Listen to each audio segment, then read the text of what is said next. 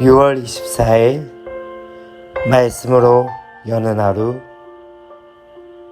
오늘 본문은 고린도전서 15장 1절부터 11절까지 말씀입니다. 사랑하고 축복합니다. 6월 24일 말씀 묵상을 나누고자 합니다. 우리가 이제 고린도전서를 이제 서서히 끝 마무리가 가고 있는 상황 가운데 있습니다. 특별히 12장, 13장, 14장에서 은사에 대한 것들을 이야기하면서 이 은사는 사랑이 없으면 되어지지 않는다는 것들을 이야기하고 난 다음에 어떻게 되었습니까?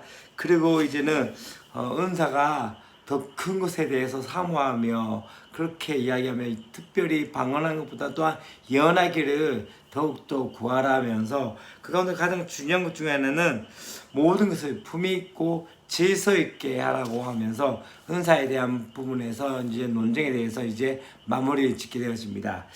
이제는 15장은 부활장이라고 말씀을 하고 있죠. 다시 말하면 예수 그리스도의 부활에 대해서 설명하고 있는 것이 바로 고린도전서 15장의 내용이라고 볼 수 있습니다. 특별히 그렇기 때문에 이 15장에서 첫 번째 이야기한 것 중에 하나는 바로 첫 번째 이 부활에 대한 것을 이야기하기 전에 복음이 무엇인지에 대해서 이제 1절과 2절에서 나오고 있습니다.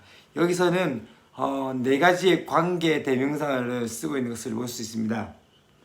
이 네 가지의 관계 대명사를 통해서 복음의 의미가 무엇인지 조금 먼저 살펴보고자 하는데요. 첫 번째 관계 대명사는 바로 내가 너희에게 전한 복음입니다.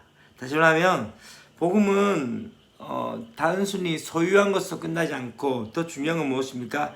자기만의 소유로서 끝난 것이 아니라 복음은 전하는 것이 바로 사명이고 또 전하는 것이 마땅한 것이죠. 그렇기 때문에 사도 바울은 어떻게 합니까? 이 복음을 전하는 일에 자신의 생애를 바칠 만큼 그의 인생을 건 목적이라고 말씀하고 있습니다. 두 번째 무엇입니까? 이 복음은 너희가 받은 복음입니다.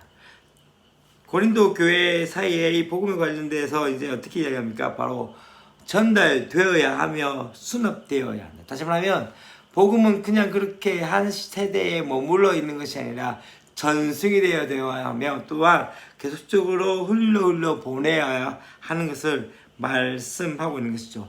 세 번째 무엇입니까? 이 복음은 고린도 성도들이 그 가운데 선 복음입니다.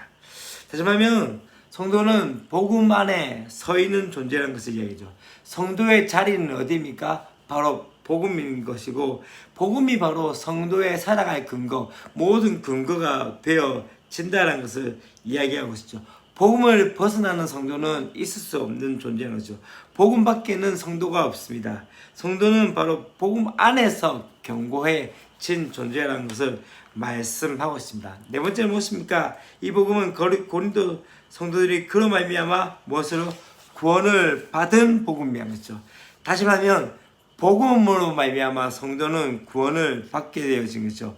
바로 이 복음은 구원의 현재적인 통로입니다. 이 때문에 복음은 구원을 주시는 능력이 됨을 이야기하고 있는 것이죠. 그렇기 때문에 이 복음은요 어떤 것을 이야기합니까? 이 복음을 통해서 분명한 것은 말로 정확하게 진술되고 분명하게 선포되어야 하는 것을 이야기하는데요.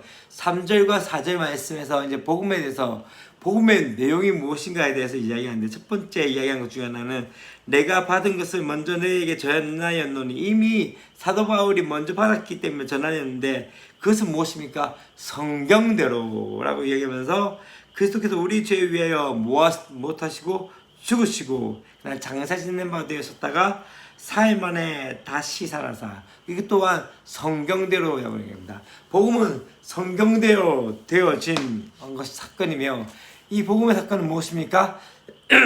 바로 예수 그리스도의 십자가와 부활 사건인 것을 말씀하고 있는 것이죠. 예수 그리스도의 십자가 사건을 통해서 우리 가운데 주어진 것은 무엇입니까? 바로 그분이 우리 위해서 십자가에 달려 돌아가심을 말미암아 우리가 그 모든 죄, 우리의 모든 죄값을 예수 그리스도께서 담당하셨다는 사건과 또 한 가지 무엇입니까? 그분께서 부활하셨기에 그분께서 살아나셨기 때문에 지금도 우리의 주가 되신 것이죠.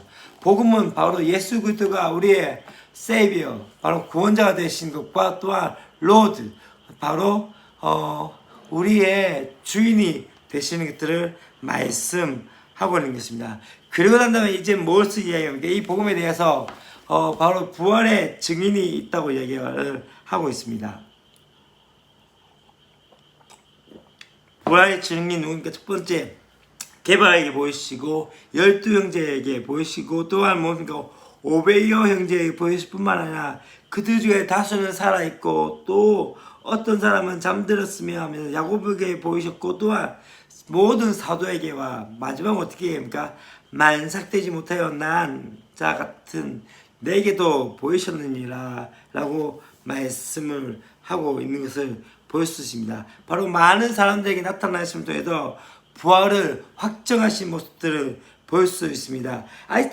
아직까지도 살아있다고 이야기하면서 그 중에 한 사람이 누구입니까? 바로 바울임에 대해서 이야기하고 있습니다. 만일 이 사도 바울이 부활의 주님을 만나지 못했다면 여전히 그는 박해자였을 것이고 핍박자였을 것이고 여전히 그는 순교에 대해서 받아들일 수 없는 그러한 모습이었을 것입니다. 그러나 그가 어떻게 되십니까? 이 부활을 경험한 말미암아 예수 그리스도의 부활의 주를 경험한 말미암아 그의 삶 가운데 모든 인생이 모든 삶을 이 복음 위해서 바칠 만큼 그만큼 가치 있는 것들을 만났음에 대해서 이야기하고 있습니다. 여러분 어떠십니까? 여러분 주님의 부활을 어떤 식으로 증명하고 계시고 증언하고 계십니까?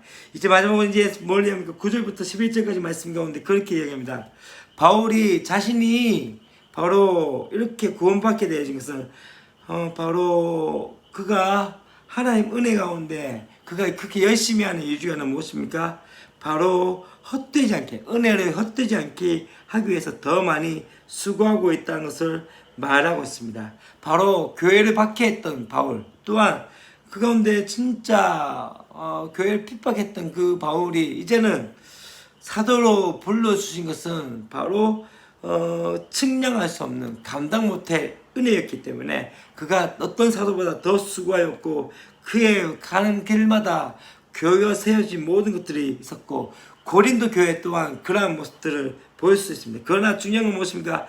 그가 이야기한 것은 무엇입니까? 내가 한 것이 아니에요. 오직 나와 함께 하신 하나님의 은혜로다 라고 이야기하고 있고 내가 나 된 것은 하나님의 은혜로 된 것이니 내게 주신 은혜 그의 은혜가 헛되지 아니하여 내가 모든 사도보다 더 많이 수고하였다고 말하고 있죠.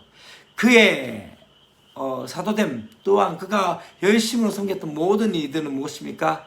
하나님께서 부르시고 또 하나님께서 세우셨기에 그 가운데 그것을 바로 은혜라고 말씀하고 있는 것이죠. 여러분 어쩌면은 나의 나 된 것은 하나님의 은혜라는 이 고백이 바울뿐만 아니라 우리의 삶 가운데 그렇지 않습니까? 여러분 우리가 지금 주의 은혜 가운데 살아갈 수 있는 모든 것은 무엇입니까? 바로 은혜입니다. 은혜를 기억하십시오. 때때로 우리 가운데 지금 현 상황 가운데 또 현실 가운데 우리가 그것을 매번 잊어버릴 때가 있지만은 다시 한번 바라볼 것은 무엇입니까? 나의 나 된 것은 바로 주님의 은혜라고 고백했던 그 바울의 고백이 저와 여러분의 삶 가운데 나타나기를 축원합니다. 기도하겠습니다. 하나님 아버지 감사합니다. 이제 부활을 말하는 부활장으로 우리 함께 말씀으로 나누면서 이 부활이 예수 그리스도께서 성경대로 죽으시고 성경대로 다시 살아나시사 그것이 바로 복음이 됨에 대해서 우리가 오늘 배웠고 또한 이 부활의 역사가 단순히 숨겨진 사건이 아니라 게바와 오병이어 형제와 게바와 12사도와 또한 오병이어 형제와 또한 만삭되지 못했다고 이야기하는 바울에게도 보이심을 통해서 나타내셨던 것처럼 하나님 그러기에 다시 한번 이 부활에 대해서 우리의 삶을 들여서 헌신하며 또한 전할 수 있는 은혜들이 있도록 도우시고 함께하여 주시옵소서. 또한 바울이 고백했던 것처럼 내가 나의 된 것은 바로 하나님의 은혜라고 했던 것처럼 우리의 삶이 은혜 아니면 아무것도 아니었음을 깨닫게 하여 주시사 그 은혜의 복음을 전하는데 우리의 삶을 드릴 수 있는 은혜들이 있도록 도우시고 함께하여 주시옵소서. 주 예수 그리스도의 이름으로 기도합니다. 아멘.